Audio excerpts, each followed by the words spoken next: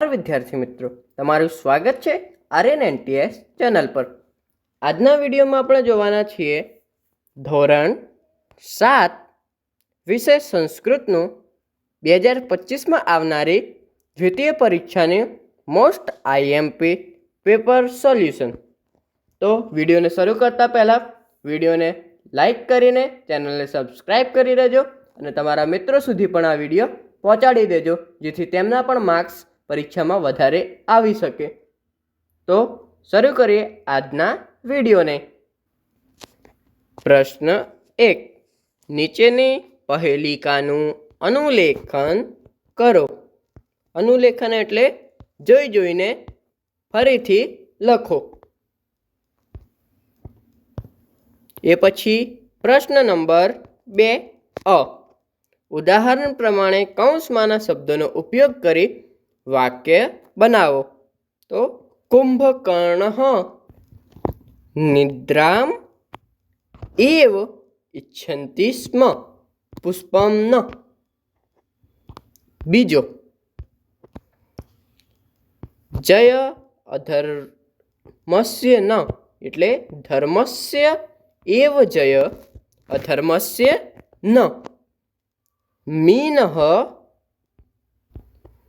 જલે એવ નિવસતિ જલે એવ નિવસતિ દુગ્ધે ન। ચતુર્થ, ઉત્તિષ્ઠ જાગ્રત્ય પ્રાપ્ય વરાન્નિતિ બોધત ઇતિ વિવેકાનંદ એવ ઉક્તવાન। પછી સદા સર્વદા સત્યમ એવ વદતુ અસત્યમ ન। હવે પ્રશ્ન 2નો બ, ઉદાહરણ પ્રમાણે વાક્ય બનાવો। પ્રથમ, જનકઃ અધિકમ જલમ પીબતિ। તો બાલકઃ કિંચિત એવ જલમ પીબતિ। ગજઃ અધિક ભોજનમ ખાદતિ। તો પીપીલિકા કિંચિત એવ ભોજનમ ખાદતિ। બાલિકા અધિકમ દુગ્ધમ પીબતિ। બિડાલ બાલ કિંચિત એવ દુગ્ધમ પીબતિ। અગ્રજા અધિકમ વદતુ અનુજા કિંચિત એવ વદતિ। શ્રમિકઃ અધિકમ કાર્યમ કરોતિ અલસઃ કિંચિત એવ કાર્યમ કરોતિ। હવે આગળના પ્રશ્ન તરફ આપણે જોઈએ। પ્રશ્ન 3, પાદપૂર્તિ કરો। પૃથ્વીયાય ત્રણી રત્નાની, આ તમારા પાઠ્યપુસ્તકનું જ છે, તે તમે જોઈ શકો છો।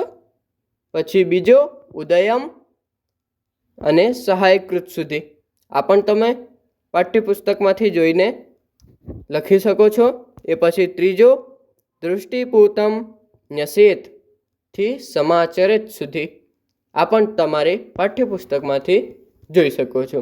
હવે પ્રશ્ન નંબર 4 કૌંસમાં આપેલા શબ્દોનો ઉપયોગ કરી ઉદાહરણમાં બતાવ્યા પ્રમાણે વાક્ય બનાવીને લખો। યત્ર ધર્મ તત્ર જય। તો યત્ર ગુરુ તત્ર શિષ્ય। યત્ર નૃપ્ય તત્ર પ્રજા। યત્ર જલમ તત્ર મત્સ્ય। યત્ર કૃષ્ણ તત્ર અર્જુન। યત્ર સુધાખંડ તત્ર કૃષ્ણ ફલક। ઠીક, હવે આપણે જોઈએ આગળના પ્રશ્નને। પ્રશ્ન 4 બ, વર્ગખંડમાં તમે જે સ્થાન પર બેસતા હોય તેના આધારે નીચેના ફકરા પૂર્ણ કરો। મમ પૂર્વ દિશી, મારા પૂર્વ દિશામાં ખાલી જગ્યા ઉપવિષ્ટિ કે મારા પૂર્વ દિશામાં ખાલી જગ્યા બેઠે છે। મમ પશ્ચિમ દિશા ખાલી જગ્યા ઉપવિશતિ કે મારી પશ્ચિમ દિશામાં ખાલી જગ્યા બેઠે છે। ખાલી જગ્યા દક્ષિણ દિશી ઉપવિશતિ એટલે કે ખાલી જગ્યા એ દક્ષિણ દિશામાં બેઠે છે। અને છેલ્લે ખાલી જગ્યા મમ ઉત્તર દિશે ઉપવિશતિ. તો અહીં તમે જ્યાં બેસતા હો તેની આજુબાજુ જે કોઈ બેઠે છે તેના નામ પ્રમાણે આ ખાલી જગ્યાઓ પૂરવાની છે. હવે પ્રશ્ન 5.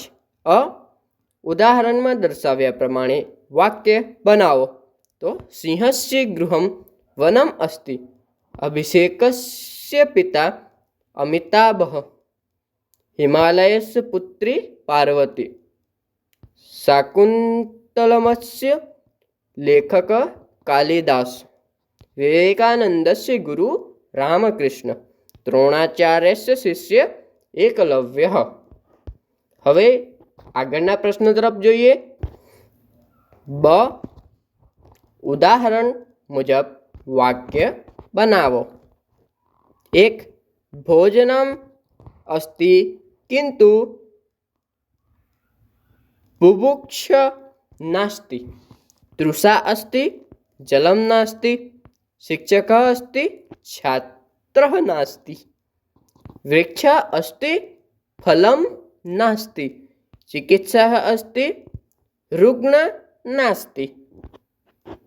હવે આગળનો પ્રશ્ન ક્રમાંક 6. ઉદાહરણમાં દર્શાવ્યા મુજબ ખાલી જગ્યા પૂરો. ઉદાહરણ છે નર્મદાયા પટ વિશાલ. સાબરમત્યા પટ વિશાલ. હવે અંબરઃ નાલિનીયસ્ય સહાયકः अस्ति. છાત્ર સરસ્વતીસ્ય ઉપાસકः अस्ति. પિતામહ પૌત્રેસ્ય પ્રિયः अस्ति. રમેશः ભગિન્યાः બંધુः अस्ति. રક્ષકः ભારતીયા સેવકः अस्ति. હવે પ્રશ્ન 6b. ઉદાહરણ મુજબ વિધાન બનાવો.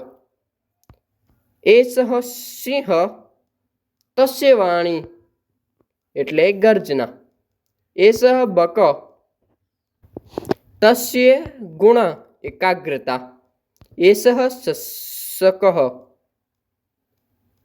તસ્ય ગુણ ગતિ. એસઃ શૃગાલઃ તસ્ય ગુણ બુદ્ધિ. એસઃ ગજ તસ્ય અંગ સૂંઢ. હવે આગળના પ્રશ્ન તરફ આપણે જોઈએ. પ્રશ્ન 7. તમારા વિસ્તારમાં જોવા મળતા 5 પશુના નામ અને તેમની વિશેષતા એક વાક્યમાં સંસ્કૃતમાં લખો. તો 5 પશુઓ જેમાં તમે ગાય, કૂતરો, પછી કબૂતર. કબૂતર પક્ષીઓમાં આવી ગયો. ઓકે, પશુઓના નામ લખવાના છે તો તમે બળદ, ઘેટા, બકરા જે કંઈ પણ જોવા મળતા હોય તેમના વિશે લખી શકો છો. એ પછી છે ઉદાહરણમાં દર્શાવ્યા મુજબ ફેરફાર કરી વાક્યોને બહુવચનમાં ફેરવો. તો ઉદાહરણ છે બાલક ફલ ખાદતિ. તો બાલકઃ એવં ફલમ ખાદંતિ.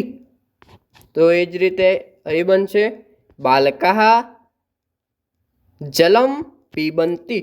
બાલકઃ ગૃહમ ગચ્છન્તિ. બાલકઃ ચિત્રમ પશ્યન્તિ. બાલકઃ પાઠ પઠન્તિ. બાલકઃ ગીતમ ગાયન્તિ. હવે પ્રશ્ન 8. બુદ્ધિ યસ્ય બલમ તસ્ય. સુક્તિને સમજાવો એટલે કે જેની બુદ્ધિ છે તેનું જ બલ છે. આ ઉક્તિને તમારે સમજાવવાની છે. તો 2-4 લાઈનોમાં તમે સમજાવી શકો છો. હવે આગળ પ્રશ્ન 9. મમ વિદ્યાલય વિષય પર 5 વાક્યો સંસ્કૃતમાં લખો. તો શરૂઆતમાં લખી શકો છો મમ વિદ્યાલય નામ સરસ્વતી વિદ્યાલયમ અસ્તિ. તમે તમારી સ્કૂલનું નામ લખી શકો છો. મમ વિદ્યાલય કેટલા રૂમો છે તે લખી શકો છો. મમ વિદ્યાલય સુંદર અસ્તિ. મમ વિદ્યાલય ગ્રામસ્ય મધ્ય અસ્તિ. ગામની મધ્યમાં છે, ક્યાં છે, કેવો છે, કેટલા શિક્ષકો છે તેના વિશે લખી શકો છો, વિદ્યાલયનો સમય વિશે લખી શકો છો. આ રીતે 5 વાક્યો તમે લખી શકો છો.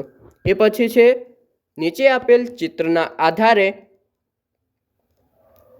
5 શબ્દો સંસ્કૃતમાં લખો.